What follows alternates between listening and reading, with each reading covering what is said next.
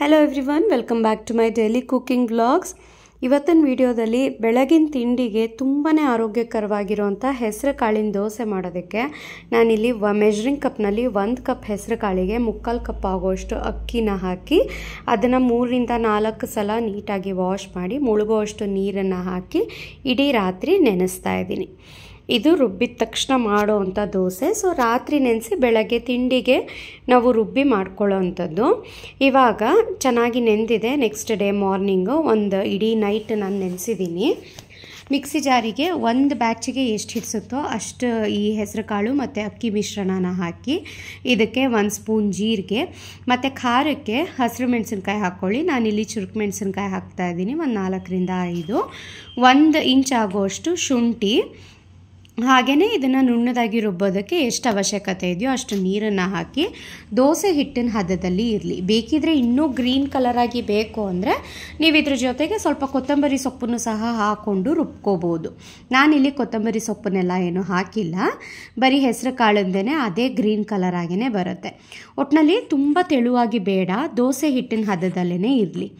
ಇವಾಗ ರುಚಿಗೆ ತಕ್ಕಷ್ಟು ಉಪ್ಪನ್ನು ಹಾಕಿ ಒಂದು ಅರ್ಧ ಗಂಟೆ ನೆನಿಲಿಕ್ಕೆ ಬಿಡ್ತೀನಿ. ಅಂದರೆ ರುಬ್ಬಿದ ತಕ್ಷಣವೂ ಸಹ ಮಾಡ್ಬೋದು, ಆದರೆ ಒಂದು ಅರ್ಧ ಗಂಟೆ ಬಿಟ್ಟು ಮಾಡಿದ್ರೆ ಇನ್ನೂ ಚೆನ್ನಾಗಿರುತ್ತೆ. ಅಷ್ಟರಲ್ಲಿ ನಾವು ಇದಕ್ಕೆ ಕಾಂಬಿನೇಷನ್ ಆಗಿ ಗೊಜ್ಜೋ ಅಥವಾ ಯಾವುದಾದ್ರೂ ಚಟ್ನಿನೋ ಪ್ರಿಪೇರ್ ಮಾಡ್ಕೋಬೋದಲ್ವಾ. ಒಂದು 10 ನಿಮಿಷ 1/4 ಗಂಟೆ ಟೈಮ್ ಇದ್ದರೆ ಅಷ್ಟರಲ್ಲಿ ನೆನೆಯುತ್ತೆ ಚೆನ್ನಾಗಿ. ಇವತ್ತು ನಾನಿಲ್ಲಿ ಹೆಸರು ಕಾಳು ದೋಸೆನ ಮಾಡೋದಕ್ಕೆ ಇಂಡಸ್ ವ್ಯಾಲಿಯವ್ರದ್ದು ಕಾಸ್ಟ್ ಐರನ್ ದೋಸೆ ಪ್ಯಾನ್ನ ಯೂಸ್ ಮಾಡ್ತಾಯಿದ್ದೀನಿ. ದೋಸೆ ಪ್ಯಾನ್ ನೋಡಿದ್ರೇ ಗೊತ್ತಾಗ್ತಾ ಇದೆ, ತುಂಬಾ ಹೆವಿ ಬಾಟಮ್ ಇದೆ ಆ್ಯಂಡ್ ಇದು ತುಂಬಾ ಚೆನ್ನಾಗಿದೆ. ನನ್ನ ಹತ್ರ ಆಲ್ರೆಡಿ ಒಂದಿದೆ ಇಂಡಸ್ ವ್ಯಾಲಿದೇನೆ ದೋಸೆ ಪ್ಯಾನು. ಇದು ಇನ್ನೊಂದು ಇರಲಿ ಅಂತ ಹೇಳಿಬಿಟ್ಟು ಈ ರವೆ ದೋಸೆ, ನೀರು ದೋಸೆ ಅಥವಾ ಈ ರೀತಿ ಎಲ್ಲ ದೋಸೆ ಮಾಡಿದಾಗ ಅಂಚು ಚೆನ್ನಾಗಿದೆ, ಇದು ಹೊರಗಡೆ ಎಲ್ಲ ಹಾರೋದಿಲ್ಲ ಹಾಕಿದ್ರೂ. ಸೊ ಹಾಗಾಗಿ ಇದು ಒಂದು ಪ್ಯಾನ್ ಇರಲಿ ಅಂತ ತರಿಸಿ ಇಟ್ಕೊಂಡಿದ್ದೀನಿ ನಾನು. ಜಸ್ಟ್ ಇದನ್ನು ಒಂದು ಸಲ ಸೋಪ್ ವಾಶ್ ಮಾಡಿಬಿಟ್ಟು ಫಸ್ಟ್ ಸಲ ನಾನು ಒಂದು ಸಲ ಸೀಸ್ನಿಂಗ್ ಮಾಡ್ಕೋತಾ ಇದ್ದೀನಿ. ನೀರನ್ನೆಲ್ಲ ಸ್ವಲ್ಪ ಒರೆಸ್ಕೊಂಡಾದರೂ ಸರಿ, ಸ್ವಲ್ಪ ಬಿಸಿ ಆಗ್ತಾಯಿದೆ ಹಾಗೆ ನೀರೆಲ್ಲ ಇಂಗುತ್ತೆ ಅಲ್ವಾ.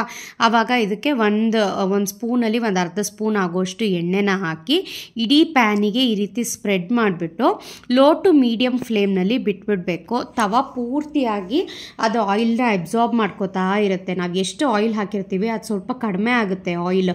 ಆವಾಗ ಇನ್ನೊಂದು ಸ್ವಲ್ಪ ಎಣ್ಣೆನ ಹಾಕಿಬಿಟ್ಟು ಮತ್ತೆ ಅದು ಚೆನ್ನಾಗಿ ಪ್ಯಾನು ಹೊಗೆ ಬರೋ ತನಕ ನಾವು ಚೆನ್ನಾಗಿ ಅಂದರೆ ಬಿಸಿಗಿಟ್ಬಿಡಬೇಕು. ಖಾಲಿ ತವನ ಅಷ್ಟೇ ಬಿಸಿಗಿಡಬೇಕು, ಬೇರೆ ಏನು ಈರುಳ್ಳಿ ಹಾಕಿ ಅದನ್ನು ಹುರಿಯೋದಾಗಲಿ ಅಥವಾ ಅಕ್ಕಿ ನೆನೆಸಿರೋ ನೀರಿನಲ್ಲಿ ಅದನ್ನು ನೆನೆಸಿಡೋದಾಗಲಿ 1-2 ದಿನ ಆ ರೀತಿ ಎಲ್ಲ ಏನೂ ಬೇಡ. ಜಸ್ಟ್ ಈ ರೀತಿ ಮಾಡಿ ಅಷ್ಟೇ. ಯಾವುದೇ ಹೊಸ ದೋಸೆ ತವ ಆದ್ರೂ ಪರ್ಫೆಕ್ಟಾಗಿ ಎದ್ದೇಳುತ್ತೆ ದೋಸೆ. ನೋಡಿ, ಇಲ್ಲಿ ಒಂದು ಸ್ವಲ್ಪ ಎಣ್ಣೆ ಕಡಿಮೆ ಆದಂಗೆ ಅನಿಸಿತ್ತು ನನಗೆ, ಹಾಗಾಗಿ ಇನ್ನೊಂದು ಸ್ವಲ್ಪ ಎಣ್ಣೆನ ನೀಟಾಗಿ ಸ್ಪ್ರೆಡ್ ಮಾಡಿಬಿಟ್ಟು ನಾನು ಹಾಗೇ ಬಿಟ್ಟಿದ್ದೀನಿ. ಇವಾಗ ನೋಡಿ ಹೊಗೆ ಕಾಣಿಸ್ತಾ ಇದೆ ಅಲ್ವಾ, ಆ ಹೊಗೆ ಬರೋವರೆಗೂ ಚೆನ್ನಾಗಿ ಬಿಸಿಗಿಟ್ಟಿದ್ದೀನಿ. ಕಂಪ್ಲೀಟಾಗಿ ತಣ್ಣಗಾಗಿದೆ. ಬೇಕಿದ್ರೆ ನೀವು ಒಂದು ಸಲ ದೋಸೆ ಹಾಕಿ ನೋಡಿ, ಮತ್ತೆ ಅದು ಎದ್ದೇಳ್ತಾ ಇಲ್ಲ ದೋಸೆ ಅನ್ನೋದಾದರೆ ಇನ್ನೊಂದು ಸಲ ನೀವು ಇದೇ ರೀತಿ ಪೂರ್ತಿ ತಣ್ಣಗಾದ ನಂತರ ಮತ್ತೊಂದು ಸಲ ಅದು ಹೊಗೆ ಬರೋ ತನಕನೂ ನಾವು ಚೆನ್ನಾಗಿ ಬಿಸಿ ಮಾಡಿದ್ರೆ ದೋಸೆ ತವ ಚೆನ್ನಾಗಿ ಪಳಗುತ್ತೆ. ಸೊ ಇದು ನಾನು ಮೊದಲನೇ ಸಲ ಮಾಡಿದ್ದೀನಿ ಅಲ್ವಾ, ನೋಡ್ತಾ ಇದ್ದೀನಿ, ಒಂದು ಚಿಕ್ಕ ದೋಸೆ ಹಾಕಿ ನೋಡ್ತಾ ಇದ್ದೀನಿ ಬರ್ತಾ ಇದೆಯೋ ದೋಸೆ ಅಂತ. ನೋಡಿ ಎಷ್ಟು ಚೆನ್ನಾಗಿ ಬರ್ತಾ ಇದೆ. ಮೊದಲನೇ ಸಲ ಸೀಸ್ನಿಂಗ್ಗೆ ಇಷ್ಟು ಚೆನ್ನಾಗಿ ದೋಸೆ ಬರ್ತಾ ಇದೆ. ಸೊ ನಾನು ನೆಕ್ಸ್ಟ್ ಏನು ಮತ್ತೆ ಸೀಸ್ನಿಂಗ್ ಮಾಡೋದಕ್ಕೆ ಹೋಗೋದಿಲ್ಲ. ಫಸ್ಟೇ ಇದು ಆಲ್ರೆಡಿ ಪ್ರೀ ಸೀಸನ್ಡ್ ಆಗಿಯೇ ಬಂದಿರುತ್ತೆ ತವ. ಸೊ ಎಕ್ಸ್ಟ್ರಾ ಏನೂ ಮಾಡೋ ಅಂಥ ಅವಶ್ಯಕತೆ ಇಲ್ಲ. ಆದ್ರೂ ಒಂದು ಸಲ ಇರಲಿ, ಯಾವುದಕ್ಕೂ ಕಬ್ಬಿಣದ ತವ ಅಲ್ವಾ ಅಂತ ಅಂದ್ಬಿಟ್ಟು ನಾನು ಈ ರೀತಿ ಮಾಡ್ತಾಯಿದ್ದೀನಿ ಅಷ್ಟೇ.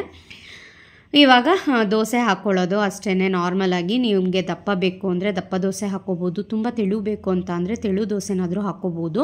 ದೋಸೆನ ಸ್ಪ್ರೆಡ್ ಮಾಡಿ ನೀಟಾಗಿ ಒಂದು ಸ್ವಲ್ಪ ತುಪ್ಪನ ಮೇಲ್ಗಡೆ ಸ್ಪ್ರೆಡ್ ಮಾಡಿ ಮುಚ್ಚಿಟ್ಟೋದು. ಆಮೇಲೆ ಸ್ವಲ್ಪ ಕೆಳಗಡೆ ಎಲ್ಲ ರೋಸ್ಟ್ ಆಗೋವರೆಗೆ ಹಾಗೆ ಬಿಟ್ಟರೆ ನೋಡಿ ಎಷ್ಟು ಚೆನ್ನಾಗಿ ಒಂದು ಸ್ವಲ್ಪನೂ ಸಹ ಅಂಟ್ತಾ ಇಲ್ಲ. ಎಲ್ಲೋ ನಾನ್ ಸ್ಟಿಕ್ ತವ ಯೂಸ್ ಮಾಡ್ತಾ ಇದ್ದೀನೇನೋ ಅನ್ನೋ ರೀತಿಯಲ್ಲಿ ದೋಸೆ ಎದ್ದೇಳ್ತಾ ಇದೆ. 2 ಕಡೆನಾದರೂ ಬೇಯಿಸ್ಕೋಬೋದು, 1 ಕಡೆನಾದರೂ ಬೇಯಿಸ್ಕೋಬೋದು, ಅದು ನಿಮ್ಮ ಇಷ್ಟ. ಆಂಧ್ರ ಪ್ರದೇಶ್ ಕಡೆ ಎಲ್ಲ ಇದು ಫೇಮಸ್ ದೋಸೆ ಪೆಸರಟ್ಟು ಅಂತ ಹೇಳ್ತಾರೆ. ನಾವಿಲ್ಲಿ ಹೆಸರು ಕಾಳು ದೋಸೆ ಅಂತಲೇ ಹೇಳ್ಬೋದು. ಬೆಳಗಿನ ತಿಂಡಿಗೆ ತುಂಬಾ ಪ್ರೋಟೀನ್ ರಿಚ್ ಇರುತ್ತೆ. ನೋಡಿ ಇಲ್ಲಿ ನೆಕ್ಸ್ಟ್ ದೋಸೆ ಎಲ್ಲ ನಾನು ತೆಳುವಾಗಿ ಮಾಡ್ತಾ ಇದ್ದೀನಿ. ಸಖತ್ ಕ್ರಿಸ್ಪಿಯಾಗಿ ಬಂದಿತ್ತು, ತುಂಬಾ ಚೆನ್ನಾಗಾಗಿತ್ತು ಮಾತ್ರ. ಸೊ ಕಣ್ಣು ಮುಚ್ಕೊಂಡು ಈ ಇಂಡಸ್ ವ್ಯಾಲಿ ಅವ್ರದ್ದು ದೋಸೆ ತವನ ನೀವು ಸಹ ಪರ್ಚೇಸ್ ಮಾಡ್ಬೋದು. ಪರ್ಚೇಸ್ ಲಿಂಕ್ ಎಲ್ಲ ನಾನು ಡಿಸ್ಕ್ರಿಪ್ಷನ್ ಬಾಕ್ಸ್ನಲ್ಲಿ ಕೊಟ್ಟಿರ್ತೀನಿ.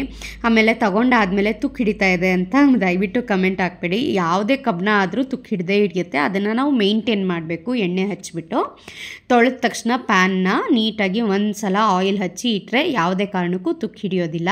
ಅದು ತುಕ್ಕು ಹಿಡಿಲಿಲ್ಲ ಅಂದರೆ ಅದು ಕಬ್ಬನೇ ಅಲ್ಲ, ಅಷ್ಟೇ. ಯಾವುದೇ ಕಬ್ಬನ ಆದ್ರೂ ನಾವು ನೀರು ಜೊತೆಗೆ ಅದು ಕಾಂಟ್ಯಾಕ್ಟಿಗೆ ಬಂದಾದ ನಂತರ ತುಕ್ಕು ಹಿಡ್ದೇ ಹಿಡಿಯುತ್ತೆ. ಅದನ್ನು ನಾವು ಮೇಂಟೈನ್ ಮಾಡಬೇಕು. ಮೇಂಟೈನ್ ಮಾಡೋದು ನಮ್ಮಲ್ಲಿರುತ್ತೆ ಅಷ್ಟೇ. ಸೊ ಒಂದು ಸಲ ದೋಸೆ ಪ್ಯಾನ್ ತೊಗೊಂಡ್ವಿ ಅಂತ ಅಂದರೆ ಇದಿಲ್ಲ ಅಂದ್ರೂ ಒಂದು 30-40 ವರ್ಷ ಅದು ನಮಗಿಂತ ಚೆನ್ನಾಗಿ ಬಾಳಿಕೆ ಬರುತ್ತೆ ಇಂಥ ದೋಸೆ ತವಗಳು. ಒಂದು ಕೈಯಲ್ಲಂತೂ ಎತ್ತೋದಕ್ಕೇ ಆಗೋದಿಲ್ಲ, ಅಷ್ಟು ಭಾರ ಇದೆ ಈ ದೋಸೆ ತವ. ತುಂಬಾ ಚೆನ್ನಾಗಿದೆ ನೋಡಿ. ನಾನು ನೆಕ್ಸ್ಟ್ ದೋಸೆ ಮಾಡಿ ತೋರಿಸ್ತಾನೆ ಇದ್ದೀನಿ ನಿಮಗೆ. ತುಂಬಾ ಚೆನ್ನಾಗಿ ಒಂದು ಸ್ವಲ್ಪನೂ ಅಂಟ್ಕೊಳ್ದೇ ಬರ್ತಾ ಇದೆ. ಆ ದೋಸೆ ಪ್ಯಾನ್ದು ಥಿಕ್ನೆಸ್ ನೋಡಿ ಎಷ್ಟಿದೆ ಅಂತ.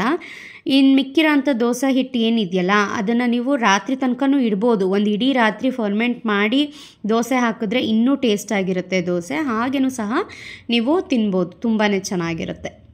ಇಲ್ಲಿ ನಾನು ದೋಸೆಗೆ ಕಾಂಬಿನೇಷನ್ ಆಗಿ ಕಡಲೆ ಬೀಜದ ಚಟ್ನಿನ ಮಾಡ್ಕೊಂಡಿದ್ದೆ. ತುಂಬಾ ಚೆನ್ನಾಗಿ ಬಂದಿತ್ತು. ನೀವೂ ಸಹ ಈ ದೋಸೆ ಟ್ರೈ ಮಾಡಿ ಹೇಗೆ ಬಂತು ಅಂತ ನನಗೆ ತಿಳಿಸಿ.